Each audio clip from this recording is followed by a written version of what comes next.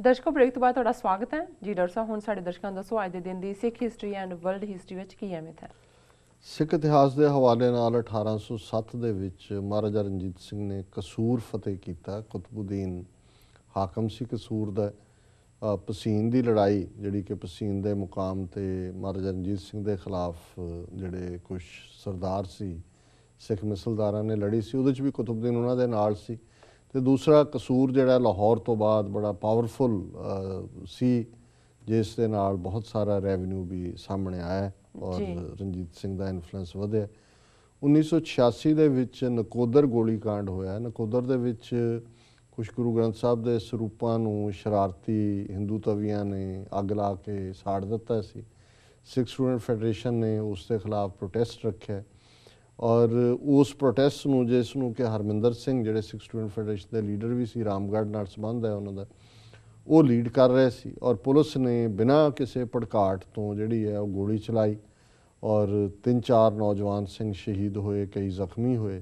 ਔਰ ਹਰਮਿੰਦਰ ਸਿੰਘ ਰਾਮਗੜ੍ਹ ਨੂੰ ਤਾਂ ਉਹਨਾਂ ਨੇ ਉੱਥੇ ਜਿਹੜਾ ਜਸਕੀਰਤ ਸਿੰਘ ਨਾਂ ਦਾ ਇੰਸਪੈਕਟਰ ਜਾਂ ਥਾਣੇਦਾਰ ਸੀ, ਉਹਨੇ ਉਹਦੇ ਮੂੰਹ 'ਚ ਗੋਲੀ ਮਾਰੀ। ਉਹਨੇ ਕਿਹਾ ਵੀ ਮੂੰਹ ਖੋਲ ਜਿਹਦੇ ਨਾਲ ਤੂੰ ਖਾਲਿਸਤਾਨ ਕਹਿੰਦਾ ਲਾ ਨਾਰਾ, ਤਾਂ ਉਹਨੇ ਲਾਇਆ ਔਰ ਉਹਨੇ ਗੋਲੀ ਮਾਰੀ। ਔਰ ਬਾਅਦ 'ਚ ਬਰਨਾਲੇ ਨੇ ਜੀ ਮੈਜਿਸਟ੍ਰੇਟ ਇਨਕੁਆਇਰੀ ਹੋਏਗੀ, ਇੱਧਰ ਹੋਏਗਾ ਉੱਧਰ ਹੋਏਗਾ। ਸੋ ਅਜੇ ਵੀ ਕੁਛ ਥਾਵਾਂ 'ਤੇ ਜਿਹੜੀ ਹੈ ਇਹਨਾਂ ਨਕੋਦਰ ਦੇ ਸਿੰਘਾਂ ਦੀ ਯਾਦ 'ਚ ਸਮਾਗਮ ਕੀਤੇ ਜਾਂਦੇ ਨੇ ਜੀ।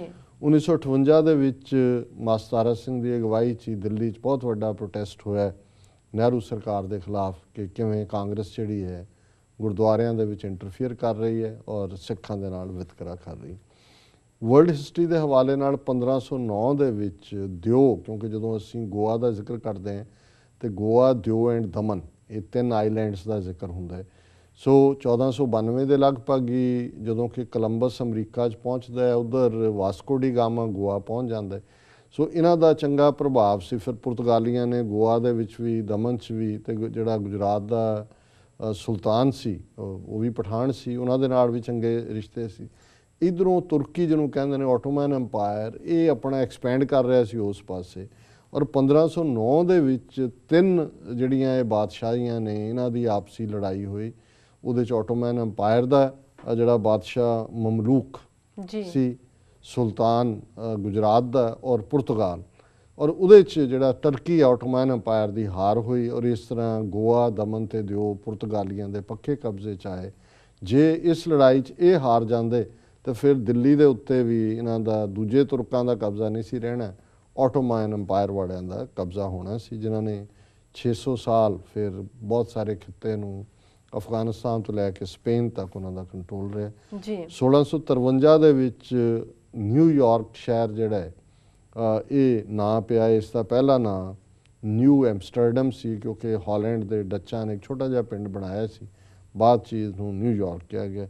1848 ਦੇ ਵਿੱਚ ਟ੍ਰੀਟੀ ਆਫ ਗੁਆਡਾਲੂਪੇ ਹੋਈ, ਜਿਹਦੇ ਥੱਲੇ ਅਮਰੀਕਾ ਦੀ ਮੈਕਸੀਕੋ ਦੇ ਨਾਲ ਜਿਹੜੀ ਲਗਾਤਾਰ ਚੱਲਦੀ ਲੜਾਈ ਸੀ ਉਹ ਖ਼ਤਮ ਹੋਈ। ਔਰ ਇਹ ਸਮਝੌਤਾ ਹੋਇਆ ਕਿ ਅਮਰੀਕਾ ਨੇ $15 ਮਿਲੀਅਨ ਦੇ ਵਿੱਚ 4 ਮੈਕਸੀਕੋ ਦੀਆਂ ਸਟੇਟਾਂ ਖਰੀਦ ਲਈਆਂ, ਜਿਨ੍ਹਾਂ ਦੇ ਵਿੱਚ ਕੈਲੀਫੋਰਨੀਆ, ਨਿਊ ਇੰਗਲੈਂਡ, ਅਰੀਜ਼ੋਨਾ ਔਰ ਟੈਕਸਾਸ। ਹੁਣ ਦੇਖ ਲਓ ਇਹ ਸਾਰਾ ਚਾਰੋਂ ਅੱਜ ਕਿੰਨੀਆਂ ਬੜੇ 15 ਮਿਲੀਅਨ ਅਮਰੀਕਾ ਨੇ, ਇਹ ਹੁੰਦਾ ਜ਼ੋਰਾਵਰਾਂ ਦਾ 27ਵੀਂ ਸੌ ਜੀ।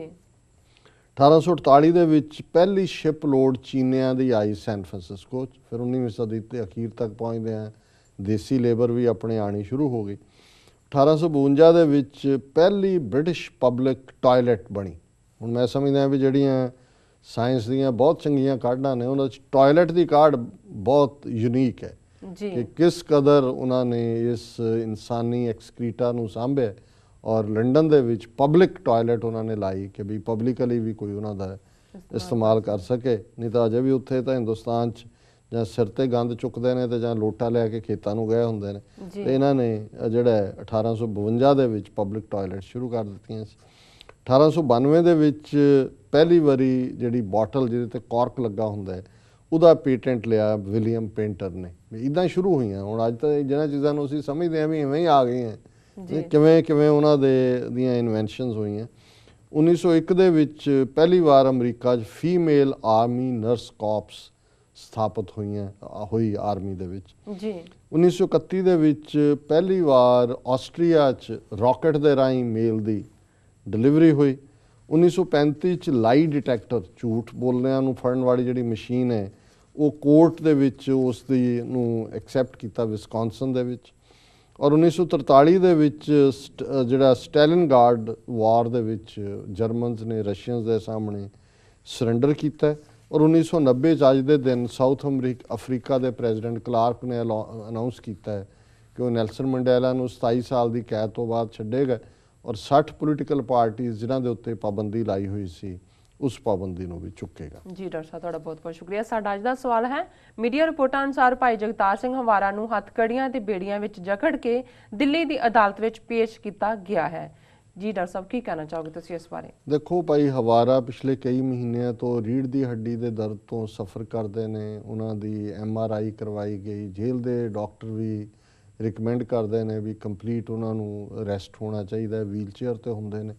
ਔਰ ਦਰਸ਼ਕ ਦੇਖ ਰਹੇ ਨੇ ਸਕਰੀਨ 'ਤੇ ਕਿ ਦਿੱਲੀ ਦੀ ਇੱਕ ਅਦਾਲਤ 'ਚ ਜਿੱਥੇ ਉਹਨਾਂ ਦੇ ਖਿਲਾਫ ਕੇਸ ਹੈ, ਉਹਨਾਂ ਨੂੰ ਜਦੋਂ ਹੁਣ ਪ੍ਰੈਜ਼ੈਂਟ ਕੀਤਾ ਗਿਆ ਪਿਛਲੇ ਦਿਨਾਂ 'ਚ ਹੀ, ਤੇ ਹੱਥਕੜੀ ਹੈ ਔਰ ਪੈਰਾਂ 'ਚ ਬੇੜੀ, ਔਰ ਈਵਨ ਪੌੜੀਆਂ ਚੜ੍ਹਨ ਉਤਰਨ ਦੇ ਵਿੱਚ 2-3 ਜਿਹੜੇ ਨੇ ਪੁਲਿਸੀਏ ਉਹਨਾਂ ਦੀ ਮਦਦ ਕਰ ਰਹੇ ਨੇ। ਔਰ ਕੋਈ ਵੀ ਈਵਨ ਭਾਰਤ ਦੇ ਕਾਨੂੰਨ 'ਚ ਵੀ ਇਹ ਨਹੀਂ ਹੈ ਕਿ ਵੀ ਤੁਸੀਂ ਇੱਕ ਜਿਹੜਾ ਆਲਰੇਡੀ ਹੈਂਡੀਕੈਪਡ ਹੈ ਬੰਦਾ, ਉਸ ਨੂੰ ਤੁਸੀਂ ਔਰ ਜੱਜ ਦੇ ਸਾਹਮਣੇ ਵੀ ਜਦੋਂ ਲਿਜਾਂਦੇ ਨੇ ਉਹ ਬੇੜੀਆਂ ਦੇ ਵਿੱਚ ਔਰ ਪਿੰਜਰਿਆਂ ਦੇ ਵਿੱਚ। ਅਸੀਂ ਪੁਰਾਤਨ ਇਤਿਹਾਸ ਨੂੰ ਦੇਖਦੇ ਹਾਂ, ਬਾਬਾ ਬੰਦਾ ਸਿੰਘ ਬਹਾਦਰ ਨੂੰ ਬੇੜੀਆਂ 'ਚ ਜਕੜਿਆ ਜਾਂ ਉਹਨਾਂ ਨੂੰ ਕਿਵੇਂ ਜਿਹੜਾ ਉਹ ਪਿੰਜਰੇ 'ਚ ਰੱਖਿਆ ਹੁੰਦਾ ਸੀ। ਔਰ ਅੱਜ ਵੀ ਸਾਡੇ ਯੋਧੇ, ਸਾਡੇ ਨਾਇਕ ਜਿਹੜੇ ਨੇ, ਉਹਨਾਂ ਹਾਲਾਤਾਂ ਦੇ ਨਾਲ ਹੀ ਜੂਝ ਰਹੇ ਨੇ। ਪਰ ਜੇ ਤੁਸੀਂ ਭਾਈ ਜਗਤਾਰ ਸਿੰਘ ਹਵਾਰਾ ਦੇ ਚਿਹਰੇ ਦੇ ਉੱਤੇ ਰੌਣਕ ਦੇਖੋ, ਚੜ੍ਹਦੀ ਕਲਾ ਦੇਖੋ, ਬੇਖੌਫੀਅਤ ਦੇਖੋ, ਨਿਰਭੈਤਾ ਦੇਖੋ, ਤੇ ਇਹ ਹੈ ਜਿਹੜੀ ਇਹ ਗੱਲ ਦੱਸਦੀ ਹੈ ਵੀ ਸਿੱਖੀ ਸਪਿਰਿਟ ਨੂੰ ਕੌਣ ਕੈਦ ਕਰ ਸਕਦਾ ਹੈ।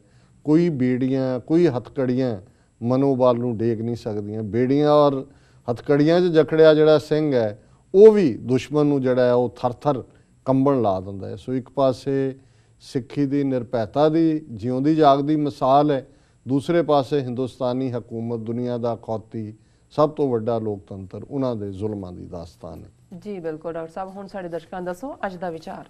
ਅੱਜ ਦੇ ਵਿਚਾਰ ਲਈ ਅਸੀਂ ਭਾਈ ਨੰਦ ਲਾਲ ਜੀ ਦੀ ਰੁਬਾਈ ਨੰਬਰ 9 ਨੂੰ ਚੁਣਿਆ ਜੀ। ਇਹ ਰੁਬਾਈ ਹੈ, ਯਕ ਜ਼ਰਾ ਅਗਰ ਸ਼ੌਕੇ ਅਲਾਹੀ ਬਾਸ਼ਦ, ਬਿਹਤਰ ਜੇ ਹਜ਼ਾਰ ਬਾਦਸ਼ਾਹੀ ਬਾਸ਼ਦ, ਗੋਇਆ ਅਸਤ ਗੁਲਾਮੇ ਮੁਰਸ਼ਦ ਖੇस्त, इन खत ना मोहताजे गवाही बाशत। इस दा लुबे लुबाब यही है कि जे तू मेरे दिल दे विच है ते मैनू कोई शाहियां, कोई बादशाहियां दी भुख नहीं है। तू मेरे नाल है, मेरी जिंदगी दे विच बहार है, मेरी जिंदगी दे विच आनंद है और मेरा दिल हमेशा उस निरंकार दी याद दे विच मुर्शद दे लई ही लोचदा है, उस नूं ही समर्पित है। और इस गल दे लई किसी गवाही की लोड़ नहीं, इस गल दे लई किसी लिखत की लोड़ नहीं है।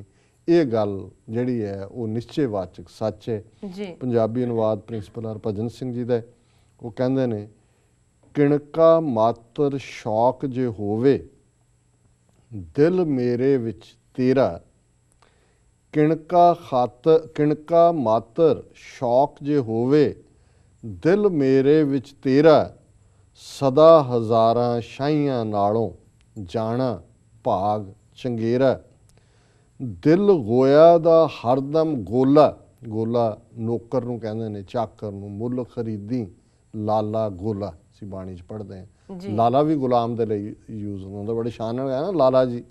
ये भी शब्द जिहड़ा फारसी, लाले दा मतलब भी गुलाम है ते गोले दा मतलब भी गुलाम है।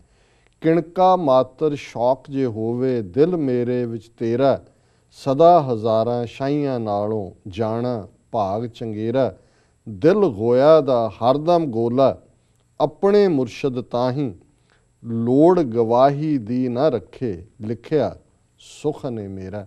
कि मैं तेरा जिहड़ा गुलाम है, तू मेरा मुर्शद है, ते तेरे प्यार दे विच, तेरी चाहना दे विच, तेरी खातर मैं बादशाहियां भी कुर्बान कर दिन्ने, क्योंकि किणका मात्र शौक जे होवे, तू जे किणका मात्र भी किणका एक जिस जी बसावे, ताकि महिमा गनी ना आवे, कांखी एक है दर्श तुहारो ਨਾਨਕ ਉਨ ਸੰਗ ਮੋਹੇ ਉਧਾਰੋ। ਸੋ ਇਸ ਦੀ ਬਿਲਕੁਲ ਠੀਕ ਵਿਆਖਿਆ ਭਾਈ ਨੰਦ ਲਾਲ ਜੀ ਦੀ ਰੁਬਾਈ ਕਰਦੀ। ਜੀ ਡਾਕਟਰ ਸਾਹਿਬ, ਤੁਹਾਡਾ ਬਹੁਤ ਬਹੁਤ ਸ਼ੁਕਰੀਆ, ਤੁਸੀਂ ਅੱਜ ਦਾ ਵਿਚਾਰ ਸਾਡੇ ਦਰਸ਼ਕਾਂ ਨਾਲ ਸਾਂਝਾ ਕੀਤਾ। ਇਸ ਨਾਲ ਆਪਣੇ ਵਿਊਅਰਸ ਕੋਲ ਲੈਣੇ ਇਜਾਜ਼ਤ। ਵਿਊਅਰਸ, ਸਾਡੇ ਪ੍ਰੋਗਰਾਮ ਦਾ ਸਮਾਂ ਇੱਥੇ ਸਮਾਪਤ ਹੁੰਦਾ। ਤੁਸੀਂ ਆਪਣੀ ਰਾਏ ਤੇ ਸੁਝਾਅ ਸਾਨੂੰ ਭੇਜਣਾ ਨਾ ਭੁੱਲਣਾ। ਸਾਡੇ ਇਸ ਪਤੇ ਤੇ SOS@tv84.tv ਤੇ ਅਸੀਂ ਆਪਣਾ ਪ੍ਰੋਗਰਾਮ ਲੈ ਕੇ ਫਿਰ ਦੁਬਾਰਾ ਤੁਹਾਡੇ ਸਨਮੁਖ ਹੋਵਾਂਗੇ। ਤਦ ਤੱਕ ਲਈ ਮੈਨੂੰ ਤੇ ਆਪਣੇ ਦਰਸ਼ਕਾਂ ਨੂੰ ਆਗਿਆ ਦਿਓ ਤੇ ਬੁਲਾ ਦਿਓ ਫਤਿਹ। ਵਾਹਿਗੁਰੂ ਜੀ ਕਾ ਖਾਲਸਾ, ਵਾਹਿਗੁਰੂ ਜੀ ਕੀ ਫਤਿਹ।